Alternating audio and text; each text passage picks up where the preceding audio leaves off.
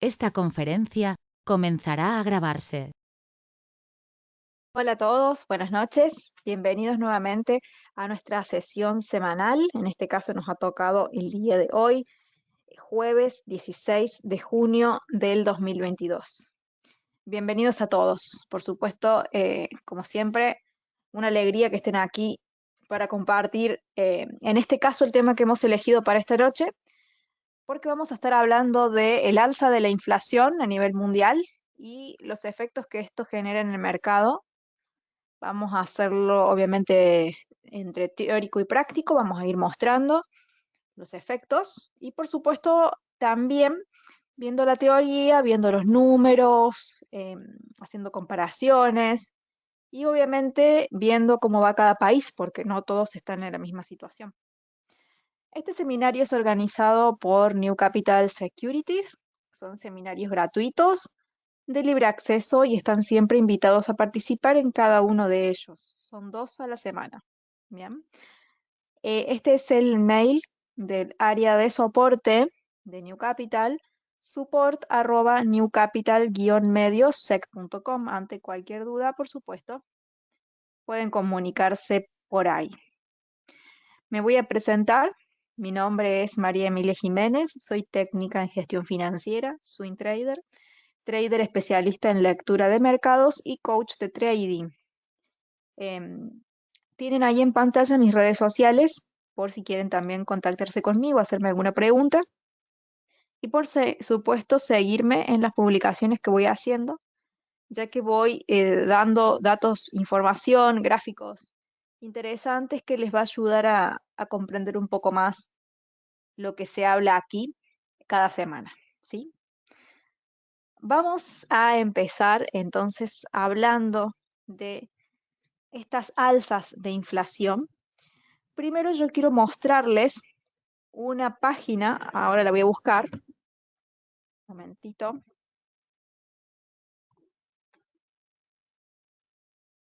Acá, inflación mundial, esta página que yo siempre uso, esta que dice datos macro, datosmacro.expansión.com/IPC-países. Esto lo que hace es mostrar de forma bastante actualizada la inflación que tienen cada uno de los países, ¿sí? Como verán acá, fecha mayo 2022. O sea que estamos bien. En algunos casos desde abril, pero bastante bien, porque obviamente la de junio todavía no termina junio. Así que está bien, bien actualizado este dato. Miren, por ejemplo, obviamente están más acá arriba los países que son del primer mundo. Tenemos acá Alemania, España, Francia, Italia, Portugal, pero recordemos que todos estos países forman parte de lo que es la zona euro. Si más o menos vemos, 8.7, 7.9, 5.2, 6.9, 8. Es decir, que en general lo que es la zona euro está elevada la inflación, ¿sí?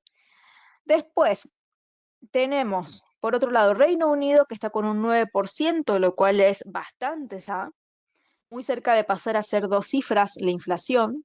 Estados Unidos también está en un 8.6, pero por otro lado tenemos a Japón y a China con unas tasas que son realmente las esperadas, ¿sí? ¿A qué me refiero con esto? Porque los países tienen como objetivo anual tener un 2% de inflación. Según los gobiernos, esta tasa es una tasa esperada, es una inflación saludable. Obviamente la inflación en sí no lo es, porque si tenemos todos los años 2%, al cabo de muchos años tendremos mucha inflación. Pero bueno, según las planificaciones que hacen, el 2% es el objetivo anual que se tiene. En este caso, tanto Japón como China están muy cerquita de ese 2%. ¿Sí? Vamos a seguir viendo algunos otros para que ustedes vean cómo sigue esto. Tenemos a Australia con un 5.1. Vamos a seguir viendo países de primer mundo. Canadá 6.8, Suiza, que es otro con 2.4, que el día de hoy hizo cambios en su política monetaria, pero ya vamos a ingresar en ese tema. Y bueno, obviamente después tenemos los países que sí les está yendo muy, muy mal. Obviamente Argentina, 60% de inflación. Tenemos también el Líbano con 206. Tenemos Turquía con 70, bueno, y Venezuela obviamente con la mayor, 222%, ¿sí? Así que tenemos un poco de todo por acá. Bien, Rusia con un 8.4. Así que si ustedes ven, en general son pocos los países que tienen tasas de interés bajas en torno al 2% o un poquito menos, pero la gran mayoría está entre el 5 y el 10, ¿sí? Más tirando al 8 que al 5, ¿sí? Así que esa es más o menos la perspectiva que hay. Vamos a explicar entonces qué significa esto, para que lo entiendan desde un concepto más fácil, ¿bien? Entonces, el IPC es el índice de precio al consumidor que mide la inflación. Habíamos dicho que la inflación que se espera tener anualmente por los bancos centrales es en torno al 2%, o sea, no el 2% específico, pero cerca, un poquito más, un poquito menos. Cuando la inflación ya se va bastante más lejos del 2%, que es más o menos lo que estamos viendo hoy en día, vamos a decir un promedio entre el 7 y el 8%, según lo que hemos visto, esto ya se considera una inflación peligrosa. Ahora, si tenemos un IPC que está en un 0.1, en un 0.50, etcétera, etcétera, esto, a pesar de que es una cierta inflación, no toman medidas, digamos, para frenarla, porque no la tienen, pero sí tratan de tomar medidas para acercarla al 2%. Y uno se pregunta, pero ¿por qué si tienen una inflación tan bajita van a tratar de llegar? El hecho es que al tener la inflación bajita, les da la posibilidad de crear políticas que sean expansivas. ¿A qué me refiero con políticas que sean expansivas? A que se les permite, con mucho margen, imprimir dinero. Pueden imprimir dinero, pueden repartirlo, ¿sí? Pueden quizá también disminuir los impuestos. Al disminuir los impuestos, las personas tienen más dinero disponible en sus bolsillos para gastar. Y como las personas van a gastar, pueden gastar tranquilas porque no hay inflación, ¿sí? Entonces, al tener un IPC tan bajito, pueden darse el lujo que otros países que tienen esta inflación o incluso más, no. ¿Sí? Entonces, por eso sirve este número, porque les da ese margen de hacer tranquilamente ciertas políticas. Obviamente, cuando ya se empiezan a acercar al 2 o lo superan, todas estas políticas que podían hacer aquí, las dejan de hacer o buscan otras alternativas, ¿sí? Que son las alternativas que deberían hacerse en este punto. Esa impresión de dinero la debemos suspender. A los impuestos se los debe subir. Bien. Y entonces, en el caso de subir los impuestos, hay menos dinero dando vuelta para consumir. También se toman otras medidas con los bonos que emiten cada uno de los estados. En el caso cuando la inflación se torna muy, muy alta, lo que se empieza a hacer es la venta de bonos. Esta venta de bonos se hace para captar el dinero del público. Entonces, como los bonos se venden hacia las personas le pagan al Estado con dinero y de esta forma el Estado lo que hace es sacarle el dinero de la mano a la persona, a los ciudadanos, retenerlo para que las personas tengan menos dinero en el bolsillo para gastar. y dejar de fomentar la inflación. En el caso opuesto, lo que se da es el tema de la compra de bonos, ¿sí? En este caso, lo que hacen es darle dinero al inversor. Cuando se dan las políticas que están de este lado izquierdo, se le llama QE. Y cuando se hacen las políticas del lado derecho, se le llama QT. ¿Sí? Son siglas en inglés que por un lado el QE significa que son políticas restrictivas y por el otro, el QE significa que son políticas expansivas y el QT que ya son más restrictivas. Políticas restrictivas. ¿Bien? Perdón, me trabé un poquito.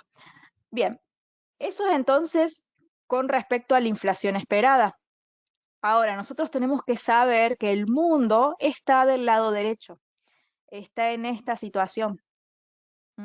Entonces, todas esas políticas que se empiezan a tomar, empiezan a drenar el dinero de las personas, porque ya no se emite, esto ya no se hace, los impuestos en algunos países van a tender a subirse, no en todos, porque esto tiene un costo político muy grande, no todos están dispuestos a asumirlo, y además se empieza con la venta de bonos o lo que es la fase QT del mercado, donde quitan el dinero de circulación. Entonces, todo esto, si bien frena la inflación, genera mucha fuerza para que la economía entre en una recesión. ¿Qué significa la recesión? Que haya una caída del Producto Bruto Interno. ¿Sí? Cuando empieza a caer el Producto Bruto Interno, obviamente sabemos que eso genera desempleo, que el generar desempleo implica menos consumo, implica menos recaudación de impuestos, porque si las personas no ganan un sueldo, ¿cómo van a pagar los impuestos? Entonces ya se empieza a tornar insostenible y estas tasas de interés que se habían subido para frenar la inflación se empiezan a bajar. Entonces, cuando estamos en QT, además, otra cosa que se hace es subir las tasas de interés. Aquí se bajan las tasas de interés y es siempre lo mismo. Esto es lo que genera los famosos ciclos económicos. Esto que les estoy mencionando. Y estos ciclos económicos se vienen repitiendo desde hace mucho tiempo y lo hemos visto una, otra y otra vez. ¿Sí? Entonces, en este momento estamos con inflación alta, con tasas de interés que van subiendo, con bonos que se están empezando a vender y pronto ya iremos viendo entonces la caída del PBI, aunque en algunos países ya se está evidenciando esto. ¿Bien? No en todos, pero en la gran mayoría sí. Ahora, dijimos que hay países como Japón, como Suiza y como China que están del otro lado.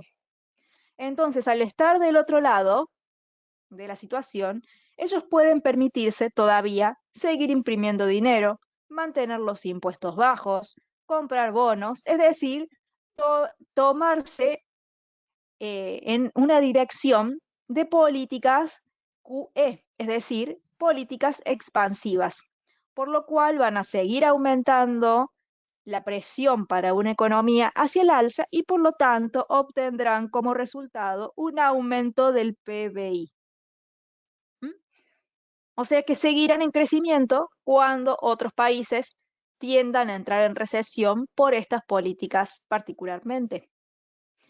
Yo les quiero mostrar que hay un país de estos que les mostré por acá más abajo, que es Suiza, que está en un 2.4. El día de hoy subió su tasa de interés y tomó por sorpresa a todo el mercado. Vamos a ver entonces esto y después les muestro una noticia que traje para ustedes para que entiendan más en profundidad la inflación desde un punto de vista teórico y después lo vamos a ver en lo práctico. Siempre vemos teoría y práctica. Vean acá, tenemos la tasa del SNB o el Banco Nacional de Suiza y en este caso, hasta ayer la tasa era de 0.75 negativo.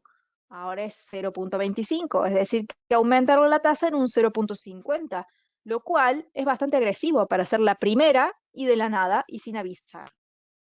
¿Sí? Lo hicieron de forma sorpresiva. Recordemos que las tasas de interés, cuando la tasa es más alta, a ver, lo voy a escribir, mientras más alta sea la tasa de interés, más va a subir la moneda,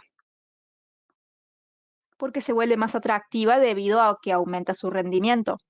Mientras más baja sea la tasa de interés, más cae la moneda porque menos atractivo es su rendimiento. ¿Cuáles son las monedas que más se están debilitando? No es casualidad que sea el euro y no es casualidad que sea el yen. Son dos de las monedas que más débiles están. ¿Por qué están así? Porque su tasa no es atractiva para los especuladores, para aquellos que hacen el famoso llamado carry trade. Y el carry trade es un estilo de trading que hacen los especuladores del mundo forex, del mundo de divisas, teniendo de referencia los retornos, haciendo una comparación entre ellas y yendo a favor siempre de la moneda que dé una tasa de interés más grande, porque significa un mayor retorno con respecto a la otra. ¿Sí? Aquí me dice Renzo que Europa ya ha anunciado que van a subir las tasas. Exacto, la van a empezar a subir y eso seguramente mostrará el euro ya en otra dirección. ¿Sí? Lo que ocurre aquí está bien. Zona euro ya ha mencionado que va a subir las tasas, pero Japón no ha dicho nada y se quiere mantener firme en que no lo va a hacer. Y mientras mantenga esa firmeza, el yen va a seguir cayendo. Además, cada vez va a ser más la diferencia de tasas entre los otros países y el yen. Y esto viene sucediendo hace muchísimo tiempo. No es la primera vez que pasa. Bien. A ver, acá tengo una pregunta. Hoy leía que los bonos a 2 años, los rendimientos son más altos que los bonos a 10 años y que eso significa recesión. Exacto, así es. Significa que se viene una recesión en los próximos meses, cuando se produce lo que es la inversión en los rendimientos de los bonos de 2 años y los de 10 años. Además decía que eso indicaba que en 10 años casi no habría inversión. No entiendo qué tiene que ver los bonos de 2 años con los de 10. Más adelante lo podrías explicar. Sí, en realidad tengo un posteo sobre eso. No, no explico en sí, pero muestro el gráfico. Ya se los voy a mostrar.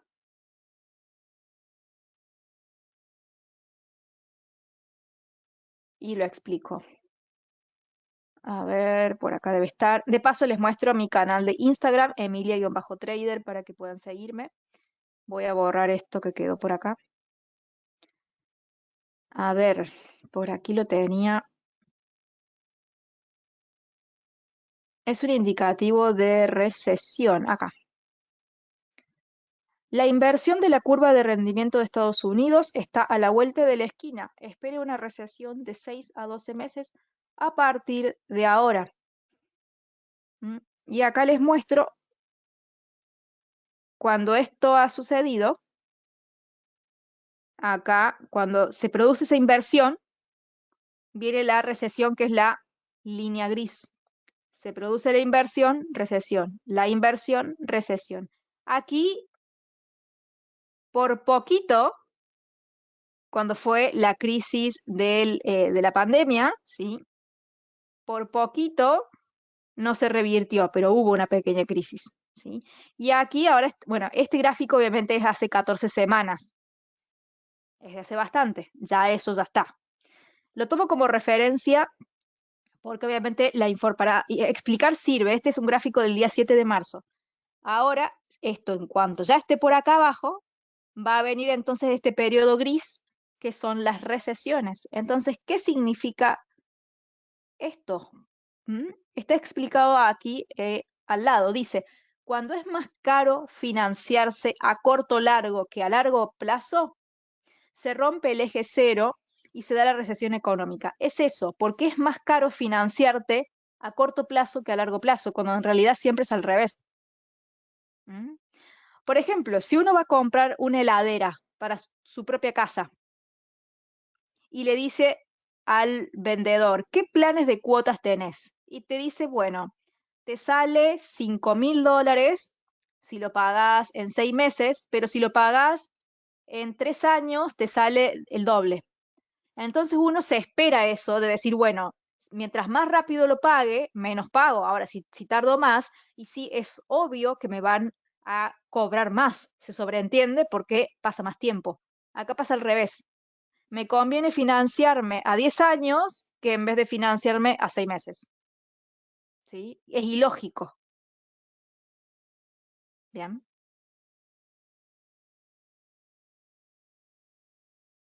No sé si se va entendiendo por ahí con ese ejemplo. Siempre lo más lógico es que sea más caro financiarse a largo plazo. ¿Mm? Ahora, ¿por qué se produce esa inversión? ¿Por qué la tasa a 2 años es más cara? Recuerden que las tasas de los rendimientos de los bonos, que de paso se los muestro acá en pantalla. Yo acá tengo el gráfico de 10 años, no tengo el de 2, pero no importa porque sirve para efectos de la explicación.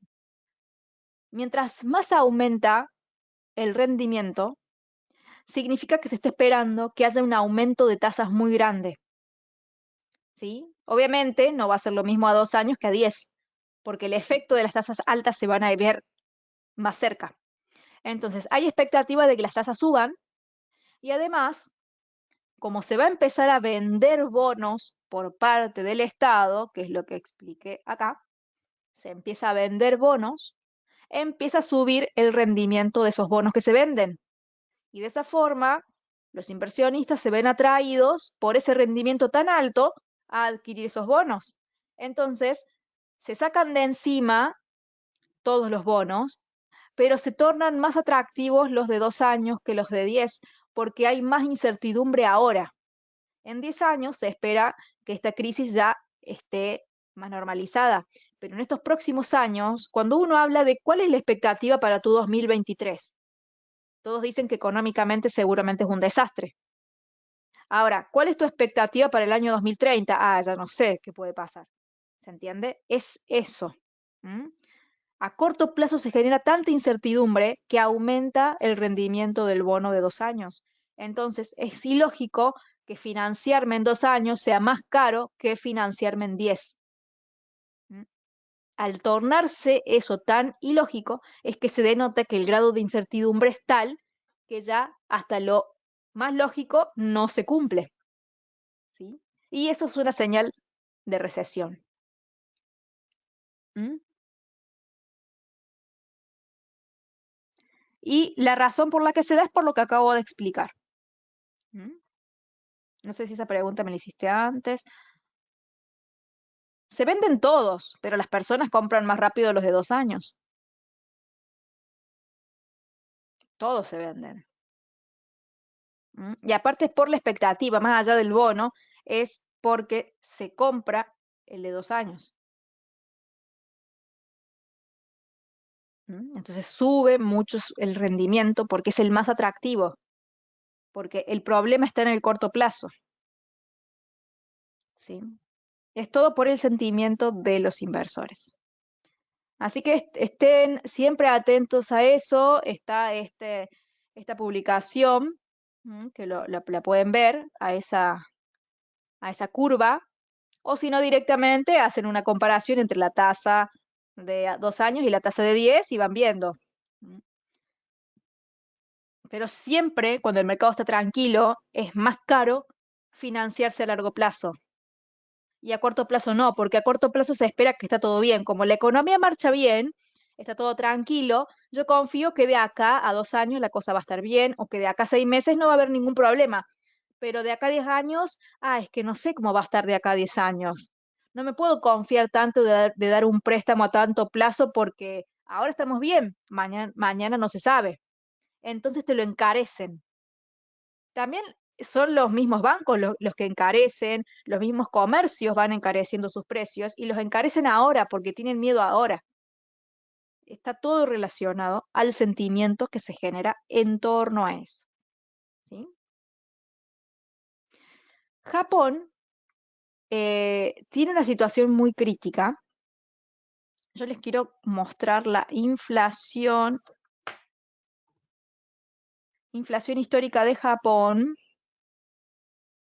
A ver si es esta, la que estuve viendo. Sí, es esta.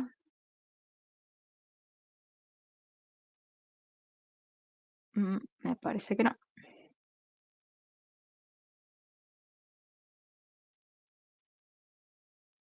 Bueno, no me acuerdo en qué página entré,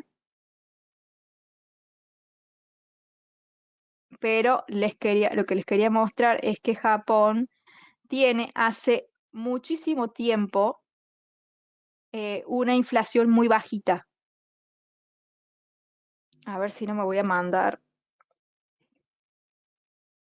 la foto. Si me esperan un segundito, por favor.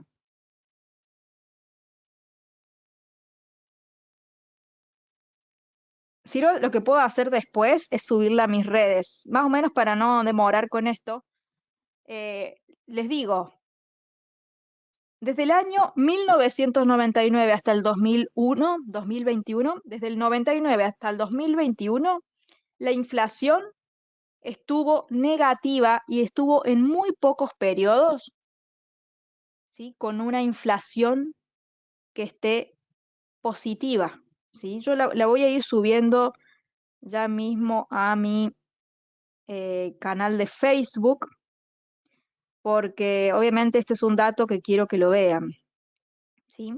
Entonces, como Japón ha estado teniendo tanto tiempo la tasa negativa, recuerden que ahora, como yo les mostraba en esa página, recién ahora están logrando tener una que sea del 2.4. Entonces, están logrando por fin, después de tantos años, esa inflación. Japón se encuentra, hasta hace un tiempo, se encontraba en lo que se llama la trampa de liquidez, donde por más que insertaran liquidez y liquidez y liquidez, o sea, por más que estuvieran en el periodo QE muchísimo tiempo, porque tenían la inflación baja, ni siquiera así la lograban subir. ¿Mm? Ahí creo que se cargó la imagen, voy a actualizar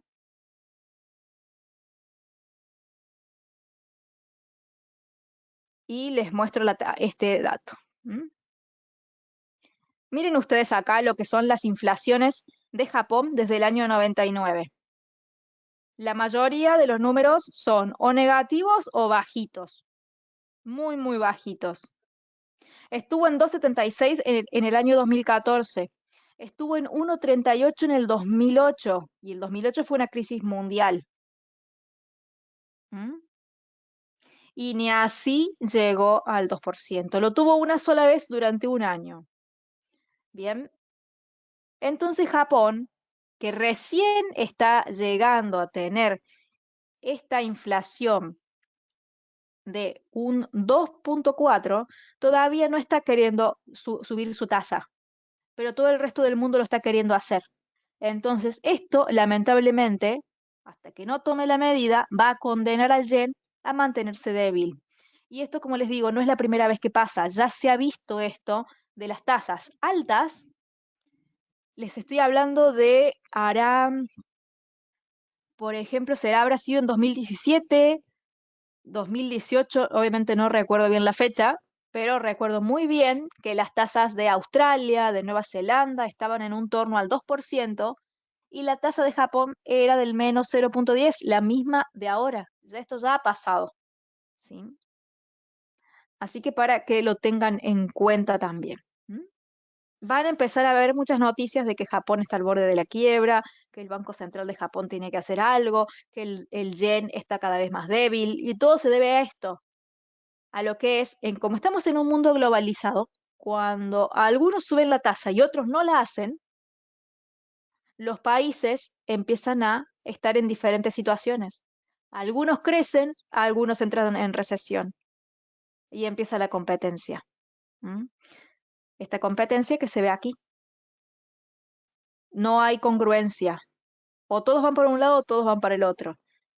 Y acá se empiezan a notar esas competencias propias de las potencias que van peleando ambas digamos en este caso si comparamos Estados Unidos y China por el dominio.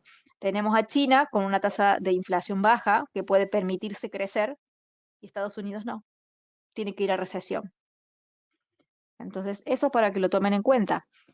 Esta noticia no quiero indagar mucho porque es más o menos lo que les dije. Quiero leer, a ver, una pregunta que me hicieron, perdón, y eso mismo le pasa a Suiza, es decir, no son las mismas condiciones. Suiza no está en trampa de liquidez, porque Suiza ha tenido una inflación más saludable. Japón viene con esto hace décadas, que no lo logra, no lo logra. Suiza no ha estado en la misma situación. Es más normal, digamos, el comportamiento de Suiza con respecto al consumo. ¿Mm? Y Suiza ya ha tomado la decisión, por eso la tasa de interés, en vez de estar en menos 0,75, está en menos 0,25. Un movimiento totalmente inesperado, abrupto, de 0,50 puntos. Les quiero mostrar la publicación que hice en Instagram. Acá. Miren la reacción de las monedas, que justamente acá Alexandra me lo comentaste en la imagen, pero se los muestro a los demás por si no lo vieron. Vean, euro franco, libra franco, dólar franco, australiano franco, neozelandés franco. Epa, un momento. Y canadiense franco. Vean este movimiento. ¿Qué significa esto? Que los pares caigan abruptamente. Significa que el franco suizo se ha fortalecido. ¿Sí? ¿Por qué se fortaleció el franco suizo? Porque aumentó su tasa. ¿Es negativa? Sí, pero no tanto. ¿Mm? Y no significa que les dé ganancias, porque ni siquiera los que hacen carry trade obtienen ganancias, porque sigue siendo negativa. Entonces ahí vean lo que es la especulación. A veces la especulación no tiene lógica, entonces no le busquen lógica. El mercado se mueve por sentimientos. ¿Cuál es el sentimiento que se generó acá? Subieron la tasa, entonces apuesto por esa moneda. En el largo plazo no me va a dar nada, no, pero en el corto plazo sí. En el instante, sí. ¿Mm? Y si Suiza continúa con esta política y la sigue subiendo, entonces el franco más va a fortalecerse y los pares van a notar este comportamiento de caída. Eso evidencia un fortalecimiento del franco. Y como dice aquí, el franco suizo además representa un activo de refugio financiero. Entonces, en todo este entorno de conflicto que estamos viviendo, qué mejor que una moneda que sea refugio tenga la tasa más interesante para que ingrese en un periodo de subida y de fortalecimiento. ¿Mm? Bien. ¿Se va entendiendo hasta acá? Es un poquito enredado. Traté de organizárselos lo mejor posible, por eso hice esa pequeña introducción acá, con eso, para que entiendan por qué todo es muy cíclico. ¿Mm? Bien, ahora, ¿cuáles son los efectos? A mayor inflación, más aumento de tasas. A mayor aumento de tasas, vamos a irlo escribiendo. Vamos a poner, a ver, no quiero borrar esto. Otro nuevito. Escribimos entonces para que entiendan cuáles son los efectos de la inflación en el mercado. A mayor aumento de la inflación, ¿qué se hace? Se hacen todas las políticas que son QT, que son para restringir el consumo. El objetivo es disminuir el consumo para contener la inflación. Las primeras políticas que se toman es subir la tasa de interés. Al subir la tasa de interés, habíamos dicho que sube la moneda en cuestión. En este caso vamos a poner dólar. Pero también, si sube la tasa de interés, ¿Qué es lo que sube? El costo de los préstamos. Es más caro endeudarse. Son más caras las deudas que ya he tomado previamente. Entonces, si aumenta el costo de las deudas, no es solamente la deuda de un hogar, de una familia, es la deuda del Estado también. ¿Mm? ¿Qué pasa cuando en una familia está cada vez más endeudada? Tiene que consumir menos, no le queda otra.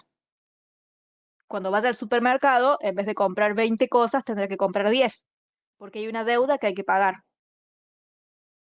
Si una empresa quiere sacar un préstamo en un banco para ampliar y abrir una filial en otro país o para abrir otra sucursal en alguna otra ciudad, no puede hacerlo.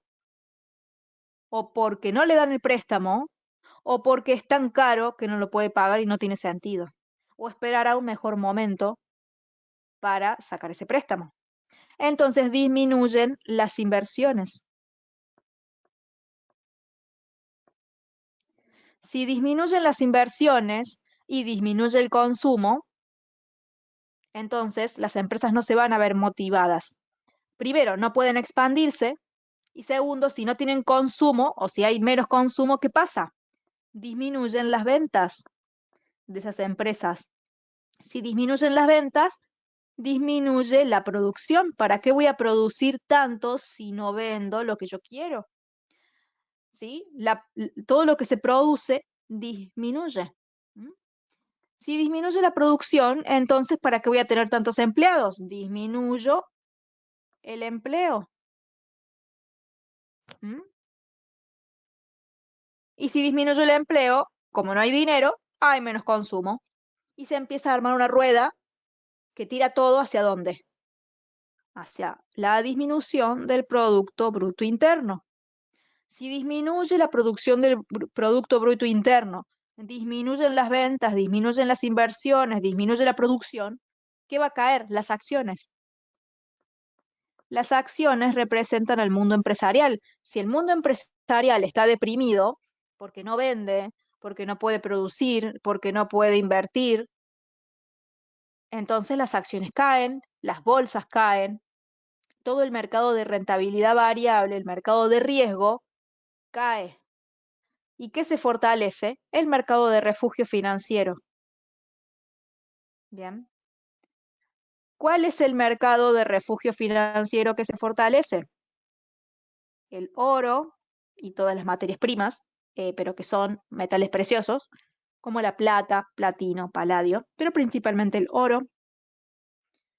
¿Cuál es el otro activo de refugio financiero? Los bonos aumentan la demanda de los bonos, sumado a que gracias a todas las medidas de venta de bonos, el rendimiento aumenta, se hacen más atractivos. Entonces las personas sacan el dinero de las acciones y lo llevan a los bonos. ¿Mm? ¿Cuáles son los otros activos que son considerados refugios financieros por el mercado financiero, por los inversionistas? El dólar, el yen y el franco. El yen, mientras tenga su tasa tan baja y esté cerrado en su posición de no cambiar de lado, es muy difícil que el yen se fortalezca. Pero en cuanto lo haga, si se ve obligado a hacerlo, que no me extraña que en algún momento se vea obligado a cambiar, y todavía está este contexto, va a ser el primero en fortalecerse porque está tan baratito que todos lo van a querer comprar. Ahora, el franco suizo, como ha hecho ese primer paso hacia el cambio, va a tener mucha posibilidad de ser muy demandado. El dólar ya hace rato viene siendo demandado y su tendencia es claramente alcista. ¿Sí? Entonces ahí va cambiando y va afectando, y estas son las consecuencias de una inflación alta en los mercados. ¿Sí? Y acá, en lo que es la renta variable, que es lo que tiende a caer, son las acciones, caen las bolsas, caen las otras divisas que son consideradas de riesgo, caen las criptos, ¿sí? Y así se va moviendo el mercado en general. Una pregunta relacionada a las tasas. ¿Por qué si Estados Unidos subió sus tasas, el dólar está retrocediendo? El dólar está subiendo en una tendencia completa. Últimamente, en estas últimas horas, ha retrocedido por una cuestión de que esa subida seguramente ya estaba descontada.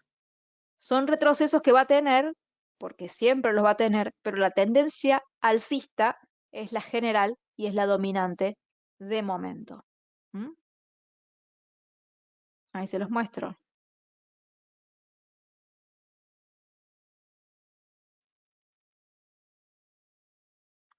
Esto ustedes no lo tienen que ver a corto plazo, lo tienen que ver a largo plazo. ¿Mm? Es más, el dólar quizá puede caer hasta acá, puede caer hasta acá, pero si no cambian la política, va a volver a subir y va a volver a irse. También se dio esta caída y muchos hablaban en las redes que ya era la caída, el inicio de la tendencia bajista y no. Si no cambian el fundamento, va a volver a subir. Ahora cae, sí, pero en cuanto se disipe esto, va a volver a subir mientras sigan dando el mismo discurso. Obviamente va a llegar un momento en el que ya no va a subir más, ¿sí? Pero necesita un catalizador para que realmente pierda la fuerza. Bien. Y esto funciona así siempre.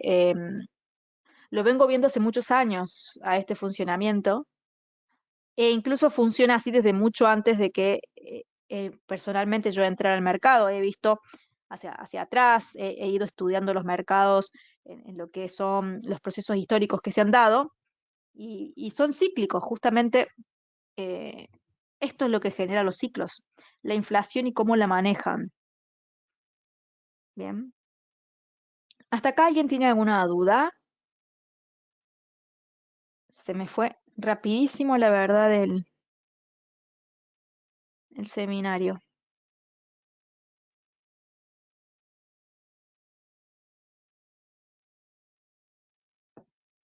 Cualquier duda me escriben, ¿sí? Este seminario está siendo grabado y mañana seguramente va a estar subido aquí en mi cuenta de YouTube. Se las muestro. Es Emilia Jiménez Trading. Acá ya está disponible el video de ayer 15 de junio porque nos tocó seminario miércoles. Hoy jueves, la semana que viene tendremos martes a la noche y miércoles a la mañana, así que estén atentos para suscribirse y poder participar. En el caso de que no puedan estar presentes, verán la grabación. Y les recomiendo que vean las grabaciones de todos los que hemos hecho anteriormente para que vean el seguimiento que le vamos dando a los mercados, que lo analizamos 2 veces a la semana. Siempre. ¿Mm? A ver, o sea que un estado con un rendimiento o tasas tan altas, en ese caso, ese país no crece, es decir, no hacen, por ejemplo, carreteras, obras, se empobrece toda la gente, sí. Si vos tenés las tasas tan altas, es muy difícil endeudarse. Y la economía crece por la deuda. La deuda es la sangre del crecimiento. ¿Por qué? Porque la deuda me permite gastar más de lo que gano. Si yo solamente pudiera gastar lo que yo gano, si quisiera gastar más, debería trabajar más y el día tiene 24 horas. Habría muchas cosas que no se podrían comprar si no pudiese sacar un préstamo. ¿Mm? Muchísimas. Entonces, los préstamos, los créditos, el endeudamiento es la base del crecimiento económico. Y si ese crecimiento económico te lo encarecen, te tira todo el crecimiento abajo. ¿Bien? Y sí, se empobrece, por supuesto. Mucha gente entrará en pobreza. Hay personas que siempre van a tener dinero y siempre van a ser ricas, pero hay sectores que sí quedan muy vulnerables. A ver, quiero ver que no me haya saltado ninguna pregunta. Me parece que las he leído todas, me faltan las últimas. Y los índices siguen muy bajistas, sí. Los índices van a continuar cayendo porque además de todo este entorno, hay muchas noticias de malos rendimientos. Sí, muchas acciones, muchas empresas han dado reportes negativos, producto obviamente de lo mismo, pero al estar ya esas noticias, al estarse ya viendo, las acciones tienden a golpearse. ¿Mm? Recuerden que aquí el mercado se mueve, es decir, ¿qué es lo que traza una tendencia hacia el alza o hacia la baja? El fundamento. El fundamento te dice esto va a subir, esto va a caer. ¿Por qué? Porque está pasando todo esto para que eso suba o para que eso baja. Pero en el medio hay sentimientos, ¿sí? Y el sentimiento te puede hacer caer una cosa o subir otra rápido y hasta a veces sin ningún sentido, porque los sentimientos no tienen razón, ¿sí? Y el mercado se maneja así porque lo manejan seres humanos. Entonces vamos a ver subidas y caídas que no vamos a entender de dónde salieron y no van a tener lógica. Ninguna. Por más que se la busquemos, no van a tener. Es sentimiento de mercado. Pero cuando uno ya está hace tiempo en este mercado, se va dando cuenta y va entendiendo que hay ciertas situaciones que pueden despertar cierto sentimiento o no. Y ahí ya es cuestión de experiencia. ¿M? Porque el sentimiento del mercado no se puede predecir, pero sí se puede ir entendiendo cómo funciona. ¿M? ¿Cuál es la opinión respecto al dólar? ¿Sube o baja respecto al sol peruano? Vamos a buscar el gráfico. El dólar se va a mantener fuerte en general con respecto al sol. ¿Mm? Y es por eso que ya lo está demostrando. A ver, bueno, no me deja ver bien el gráfico. Todo depende de las políticas que tome Perú, particularmente. En este caso, el dólar se ha mantenido muy fuerte con respecto a la moneda, al sol, pero ahora de repente está retrocediendo. Acá lo que hay que ver es qué políticas toma Perú particularmente. Podemos analizar entonces su tasa de inflación, podemos analizar su tasa de interés como primer paso, y después hay que analizar otras cosas, hay que analizar cómo va el empleo, cómo van las ventas, cómo va la producción. Son muchas cosas las que hay que analizar para poder determinarlo. En el caso de Perú, la inflación es de un 7,5, que está un poco más baja, apenas, que la de Estados Unidos, que está en un 8,6. ¿Mm? Si vamos ahora acá a los tipos de los bancos centrales, vamos a ver acá bancos centrales en el mundo.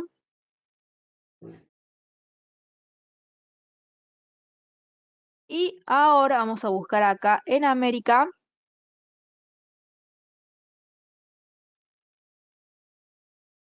A ver si me lo muestra acá.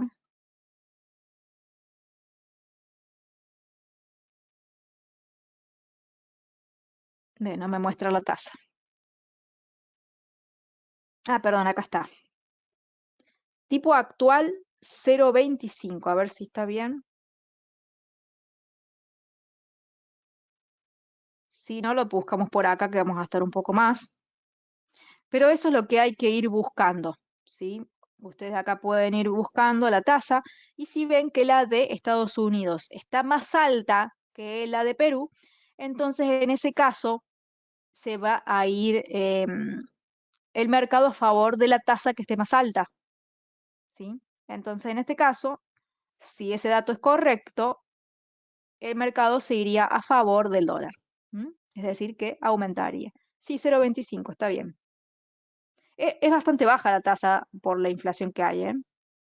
Debería estar más alta. ¿Mm? Obviamente cada país toma su decisión en base a su posibilidad y a lo que cada presidente esté dispuesto a hacer en su propio mandato.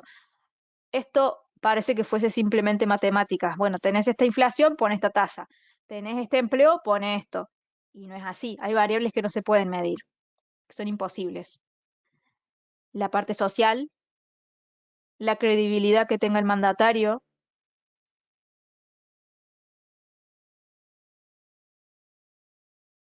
el interés que tenga ese mandatario por ser el que hace el ajuste, si está dispuesto a pagar ese costo político. Hay cosas que son, pero para filosofar directamente, que no entran en este seminario porque ya es para un profesional que se dedique a eso. Pero en este caso, bajo mi punto de vista, la política, perdón, la tasa que tiene Perú es bastante baja para la inflación que tiene y que seguramente en cualquier momento la va a empezar a subir. Bien. Con el peso colombiano. Bueno,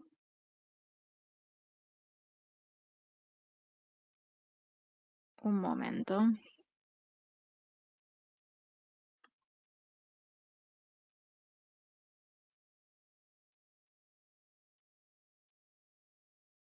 Acá vemos que hay una clara dominancia, perdón, del dólar.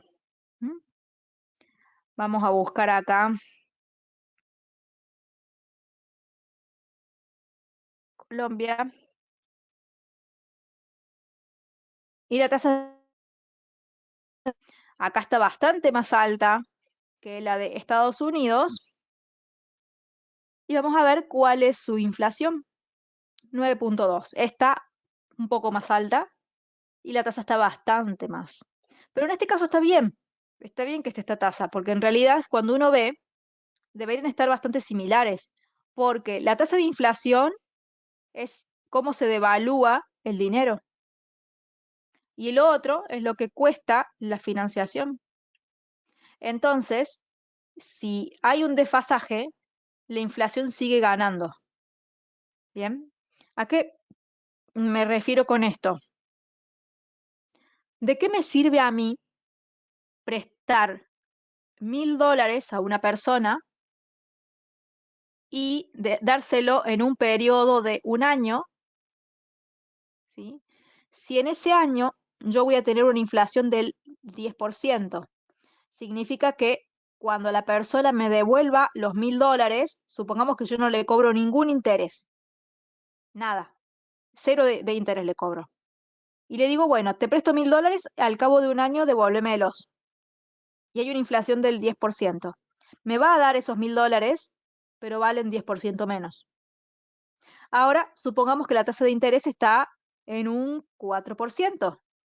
Yo le digo, bueno, te presto los $2.000, pero te cobro un interés del 4%, pero el dinero se devalúa un 10%. Entonces estoy perdiendo un 6%. ¿Mm? Tienen que estar iguales. De última, para que yo pueda prestar los $1.000 y al cabo de un año ni gano ni pierdo. Bien. Pero que estén tan bajas, sigue habiendo pérdida igual. ¿Mm? Colombia tiene ley para eso. Claro, es que cada país lo maneja diferente. Como les digo, esto no es una calculadora que si pasa esto hay que hacer esto. Hay tantos factores y obviamente las leyes de cada país son muy específicas. La ideología de los políticos de ese país son muy diferentes. Y según las ideologías van tomando posturas y otras no. Porque tener tasas altas tiene un costo político enorme, porque estás cobrando todo más caro. ¿Y a qué político le gusta cobrar todo más caro? ¿Quién lo va a votar? Nadie. ¿Mm?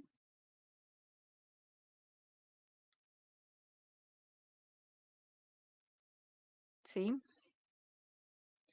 Entonces, eso es también lo que hay que ver. A ver, vemos por último entonces el de Chile. Acá la inflación está en un 11,6. Esta está bastante más altita. Aparte, cada uno sabe, porque obviamente yo no sé, no puedo saber cómo es la inflación en todos los países. Yo puedo hablar de la mía, puedo hablar de Argentina y puedo hablar de que nosotros históricamente tenemos inflaciones altas, pero siempre fue así. Hay países que de repente venían bien y ahora se encuentran con una inflación enorme, como Estados Unidos. Pero hay países que obviamente yo no sé porque no tengo tiempo de seguir a todos, pero ustedes como ciudadanos de ciertos países, como me dicen acá Colombia, Perú, Chile, Obviamente lo van a poder entender mejor que yo porque ustedes viven ahí. ¿Mm? Entonces, eso también hay que, lo pueden ir viendo ustedes en mayor detenimiento, ya con estos datos, para ir analizándolo. ¿Sí?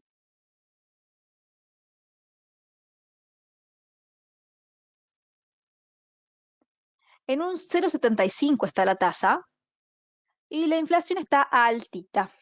¿Mm? Vamos a ver la moneda. Creo que es CLP, si no me olvido. Sí, bueno, esto al menos me lo estoy acordando. Y miren acá, el dólar obviamente está dominando, ¿sí? Claramente dominando.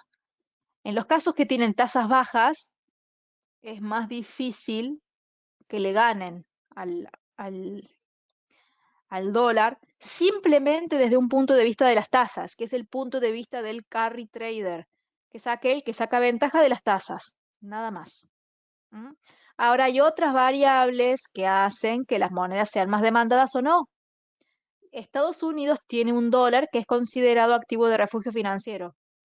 Ni la moneda de Chile, ni la de Colombia, ni la de Perú, ni la de Argentina son consideradas refugio financiero. O sea que desde el vamos, en un contexto de incertidumbre económica, va a ser más demandado el dólar que esas monedas. Y mucho más que ni siquiera son monedas de primer mundo. Partamos de ahí. ¿Sí? Entonces son muchos los factores que entran en este momento. Yo les puedo ir dando el marco, digamos, teórico de todo esto y cada uno puede ir sacando conclusiones de acuerdo a eso. Pero sepan que estamos en un momento de incertidumbre financiera y que los activos van migrando, es decir, el interés de los inversionistas va migrando desde los de refugio hacia desde los de riesgo hacia los de refugio financiero, como son los que les mencioné aquí. ¿Mm? Bueno, entonces síganme en mi Instagram, Emilia-Trader, que subo contenido, no a diario, pero subo bastantes cositas, así tips, gráficos, información de todo tipo de mercados, eh, para que ustedes vayan viendo. Ya subiré seguramente mañana el video de esta sesión que acabamos de tener.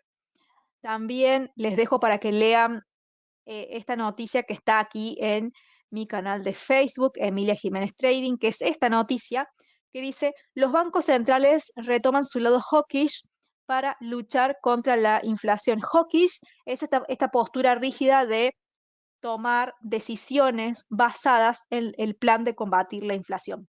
Es estar el plan tipo QT. El plan QE de expansión se le dice dovish. Son formas de hablar, digamos. Pero si ustedes leen hawkish, es todo lo restrictivos. Ay, estoy cruzada hoy, perdón. Si leen hawkish, es restrictivo. Si leen dovish, es expansivo, ¿sí? Disculpen, ando un poco cruzada hoy. Bueno, eso es todo entonces por este seminario. Sí, es que es mucha, claro, toda terminología rara, entonces hace que se trabe la lengua. Y bueno, cosas que pasan. Les dejo de New Capital, newcapitalsecurities.com. Espero que obviamente pasen por acá, vean los servicios que se brindan como asesoría, educación financiera. Acá se publican siempre los seminarios que tenemos cada semana. La semana que viene toca martes y miércoles. Em, Aquí también pueden ver los cursos más interesantes que tenemos.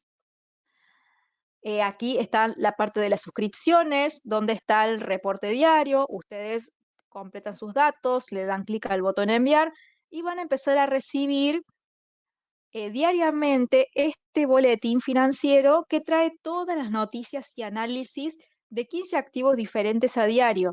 ¿Sí? Se confecciona para brindarles de una forma muy sintética los principales eventos que son más llamativos para el inversor, con análisis concretos de diferentes activos, con noticias y puntos específicos para que ustedes tengan de referencia.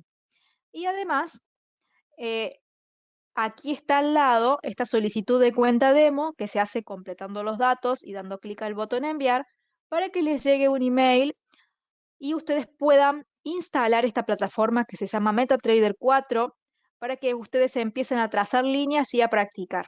¿Mm? Que bueno, hoy no tuvimos tiempo de ver esta plataforma, pero la venimos viendo siempre, ¿sí? Pero bueno, hoy fue una clase muy larga porque son muchos temas que los vimos muy en profundidad. Creo que es el día que más en profundidad vimos la inflación. ¿Mm? Así que bueno, eso es todo. Espero que les haya parecido interesante, que hayan aprendido. Revean esta sesión varias veces porque son muchos términos, son muchas cosas, todo se relaciona con todo y parece fácil, pero si no lo practican se lo van a olvidar. ¿M? Y después van a andar hablando cruzados así como ellos. Bueno, eso es todo. Un gusto como siempre estar con ustedes. Les deseo muy lindo fin de semana y nos encontramos la semana que viene con más seminarios y más boletines. Hasta la próxima. Chao, chao.